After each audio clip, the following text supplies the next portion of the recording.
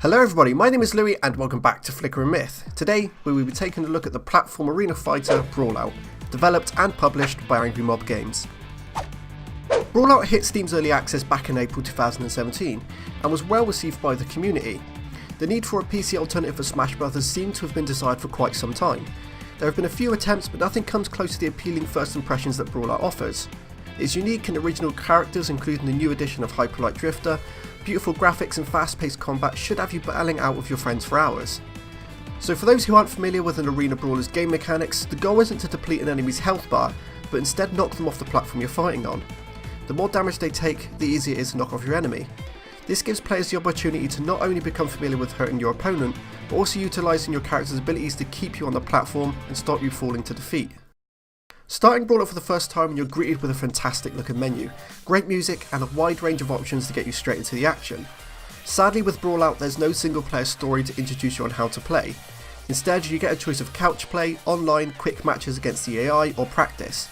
For me the best way to learn was to go straight against the AI, set difficulty to low and work my way up. Brawlout's controls are simple, one button to attack, one to perform a special and another giving you the ability to dodge. The kind of attack you do will all be depending on your positioning towards your opponent. For example, running at an enemy and pressing B will do a different attack if you were to come from above and press B. This puts a huge emphasis on movement and makes the game incredibly fast paced.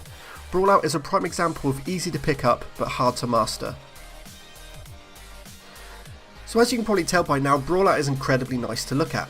With some pretty high system requirements starting with a 2.5 plus GHz quad core, 8 gigs of RAM and a GTX 960 for you people in the know. For an arena brawler it sure requires a fair bit of juice, but it's definitely worth it. Each level feels unique and it has its own quirk to make the fight more interesting, be it revolving platforms or falling cliffs. Its bright colours keep you immersed and content. But what Brawlout lacks in the number of playable fighters, it thrives in giving them character. They each have their strengths and weaknesses but at the same time feel balanced. There's not one character that feels overpowered. It might feel like that at the beginning, but after getting in a good amount of practice with each fighter I found myself having a new favourite every time I played. And the design of these characters is great. A 4-armed toad called Paco to a dive-bombing eagle known as Mr. Feathers, they all feel like genuine individuals and ooze with originality. And with the option to read the characters' biographies you can connect to these adorable fighters even more. With a pretty active player base, I never found myself waiting too long for an online match. The longest I had to wait was around 4 minutes.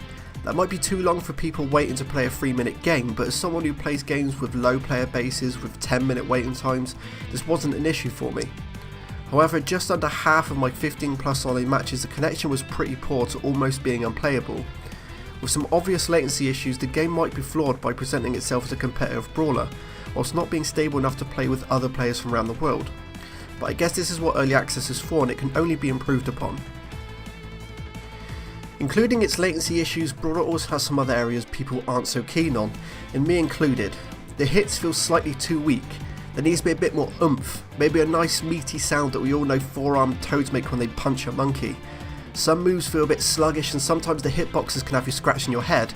In a competitive scene I can understand these being issues, but with just you and your friends on a couch these are hardly game breaking problems. So like Smash Bros, Brawlout has improved tenfold by playing with a friend.